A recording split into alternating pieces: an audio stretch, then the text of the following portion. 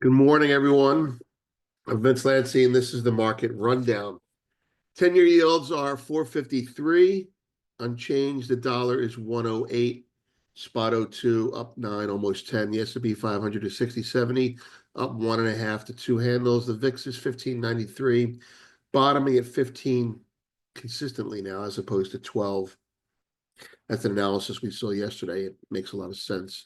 Gold 28.73 down 23 and change. Silver 31.67 down 14. For those of you interested, we're completely out of our silver spec position. We do have a significant long gold short tech position, which is not doing well right now. All right. Copper 459 and change, up a half a percentage point. WTI 72.76 down 75. Nat gas 368 down a penny. Bitcoin 96,500, 96,600, up a little less than 1,000. Palladium 971 down 6. Platinum 990 up 7. Gold, silver hovering at 90. Very stubborn. This might continue until they find the gold. Soybeans 1035 down 8. Corn 478 down 1. Wheat 586 down 1. The LBMA addresses London bullion availability concerns. We had registered for a webinar that the LBMA was holding early this week, and unfortunately, we're not able to attend. We do have a copy of the video, and we have created a transcript for it, and we will be sharing that with Premium when we've gone through and made some more deeper analysis of what was said and how it was said.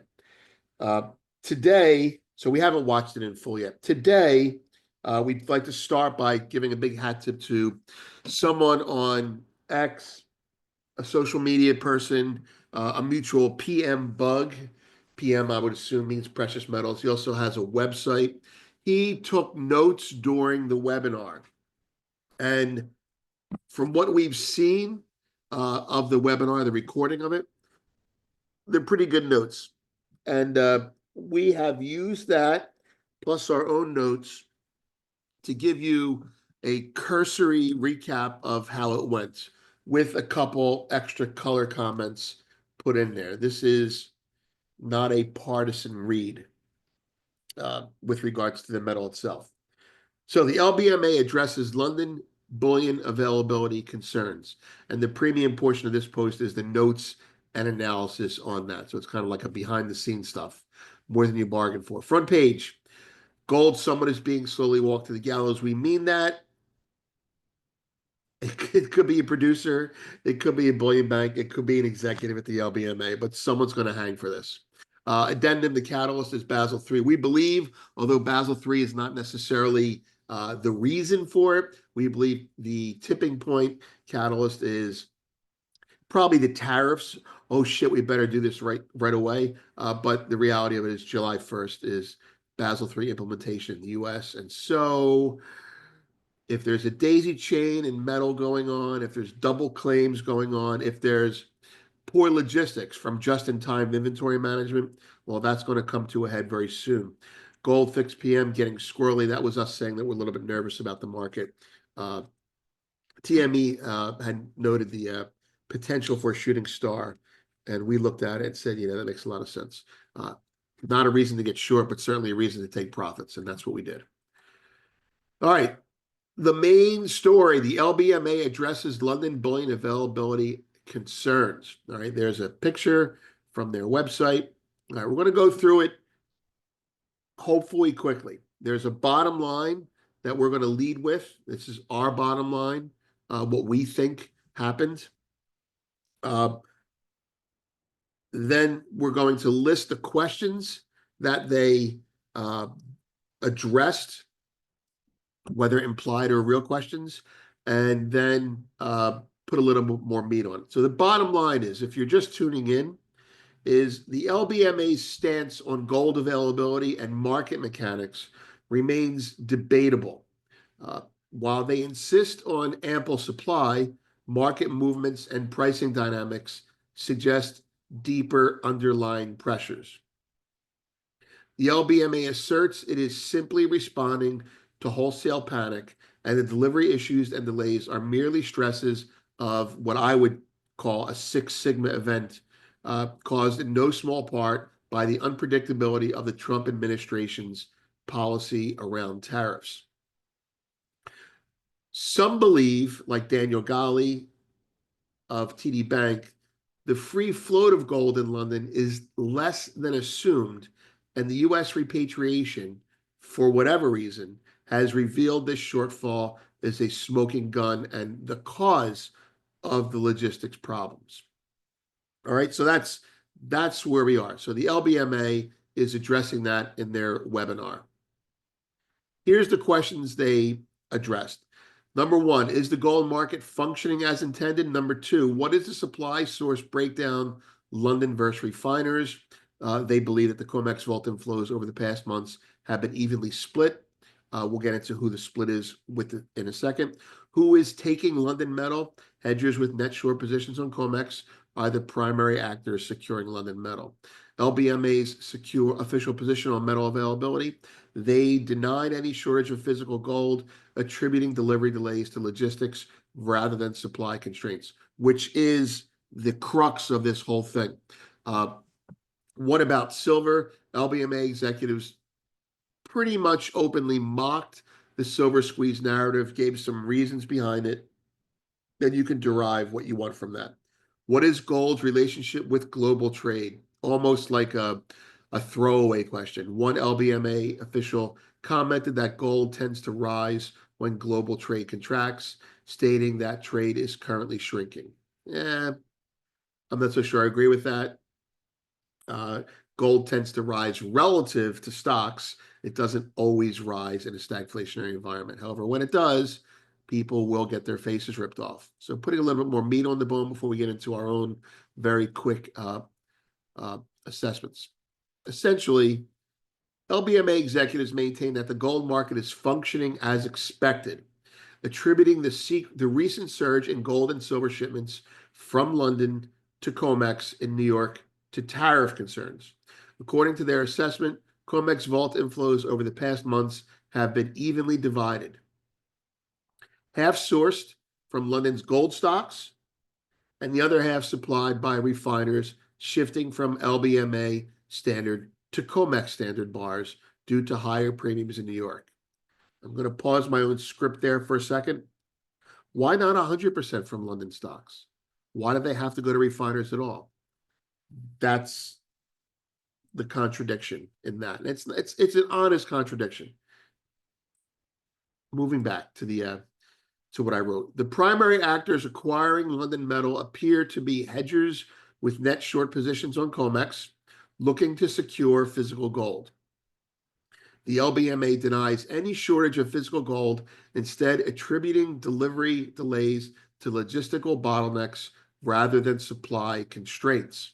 However, this assertion remains controversial as they also challenge analysts' estimates of free float gold, claiming nearly all vaulted gold is unencumbered and available for trade. So we'd have to ask people to define what they mean by available for trade is. My gold is available for trade at a price, right? It's not available until it's available. Discussion on silver was minimal, and they said there was plenty of silver. The logistics are a little bit more difficult to get due to the industrial nature of it. And just to give you a quick comment on that, that's because they're trying to find it. Silver's not centralized anymore, and they openly laughed, and that's incredibly arrogant because it's their dismissiveness of the decentralization of the supply of silver that is causing this problem. And it's undermining their credibility while the Shanghai exchanges are rising in credibility. Protect your franchise, boys. Okay. One official did remark that gold tends to rise when global trade contracts, adding that trade is currently shrinking.